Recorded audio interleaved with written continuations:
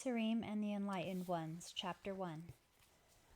The birth of Yahusha the Nazarite, who became our master and interpreter of Elohim and the Torah, a worthy vessel for the greatest manifestation of the power of the Ruach HaKodesh seen on earth, occurred in this manner.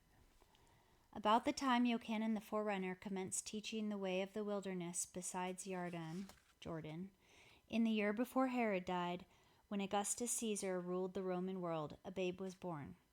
The father was Joseph, son of Heli, a carpenter of Galilee, and the mother Miriam, his wife, who had been a virgin pledged to Yahuwah and the temple by her father Shimon, son of Joachim, son of Nathan, son of Eleazar.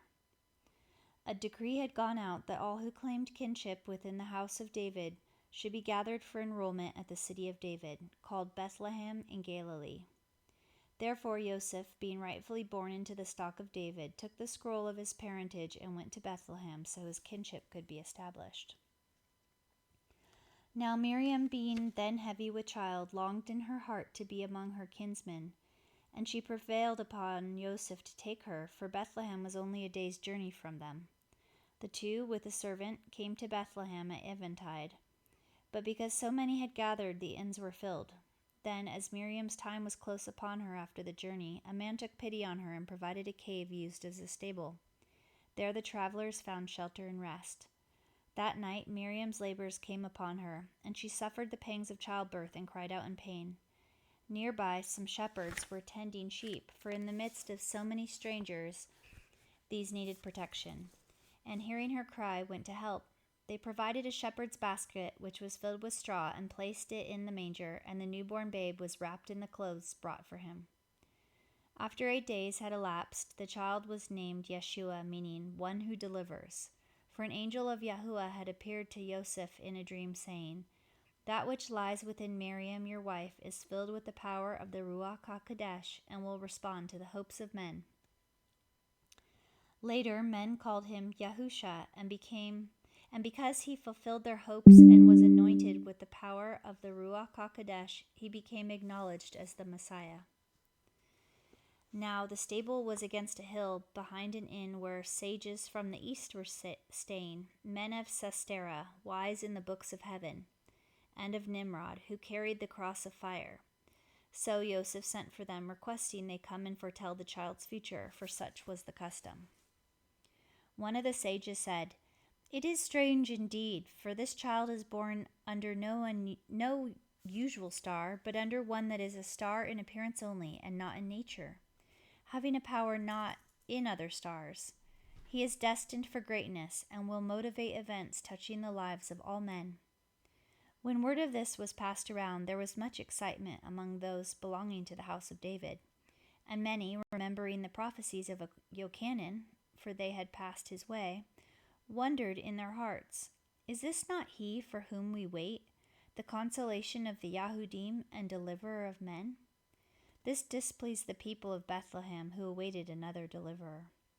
When the sages spoke of the matter at their journey's end in Jerusalem, and word came of the excitement among those of the house of David in Bethlehem, there was a great consternation among the priests and learned men.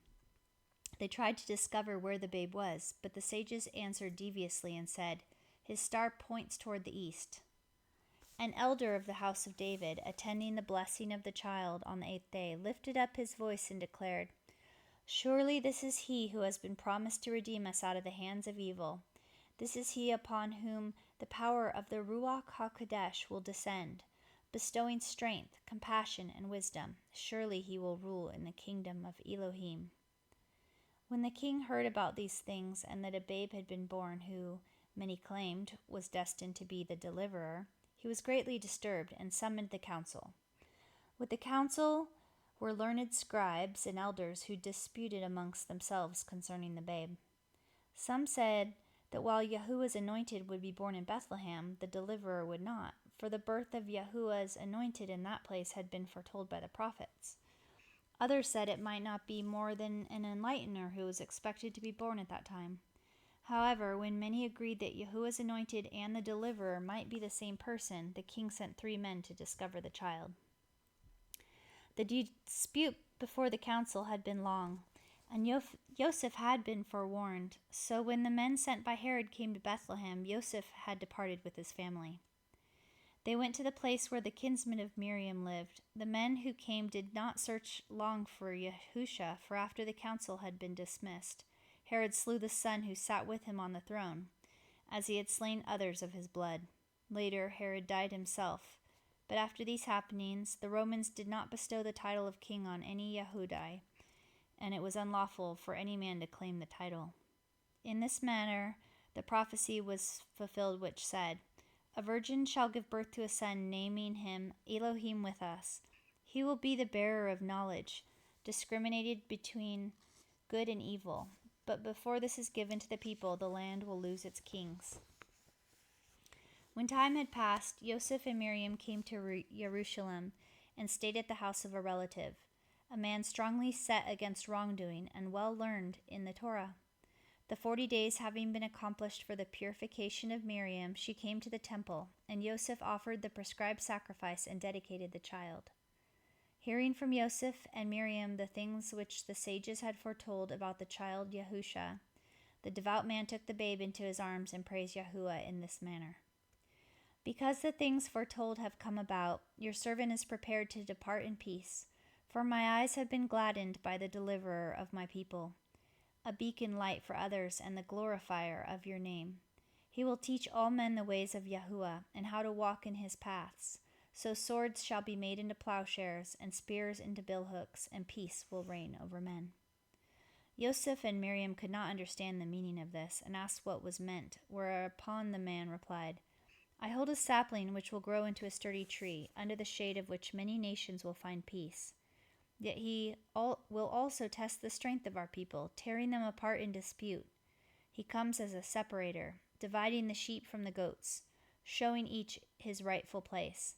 He will place his sword in the hands of the weak and strengthen them, and the ungodly will be smitten." After complying with the requirements of the priestly law, Joseph and Miriam returned with the infant to their home in Galilee, a small place in a hollow at the foot of a hillside. There the child grew up, developing a strong body and keen mind, for he was strangely talented.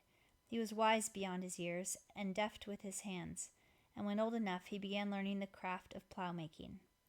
His parents, following the custom, went each year to Jerusalem for the festival of deliverance, and when Yahusha was 12, they went as usual, but this time taking him with them. Having remained the 7 days of the festival, Joseph and Miriam set off to return home, but let the boy linger in Jerusalem, for a kinsman of theirs was also returning, and they thought Yahusha was in his company.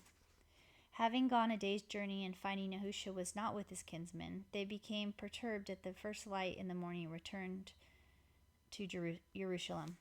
It was some time before they found Yahusha in a small outside room of the temple, sitting before an instructor of the priestly law. His parents were astonished at finding him accepted among learned men, and the teacher expressed amazement at the child's love of learning. But Miriam scolded the boy for his inconsideration, saying, "We have suffered much during the search for you." Yahusha replied, "Why search for me elsewhere, knowing I must concern myself with the work of my Father?" This saying disturbed the instructor. Neither could his parents understand the meaning of the reply, but they took the boy away with them. Henceforth he always obeyed his parents, but Miriam kept these things in the storehouse of her heart. As Yahusha grew up, his intelligence increased, and he was well liked by all, but he was a solitary child, much given to wandering.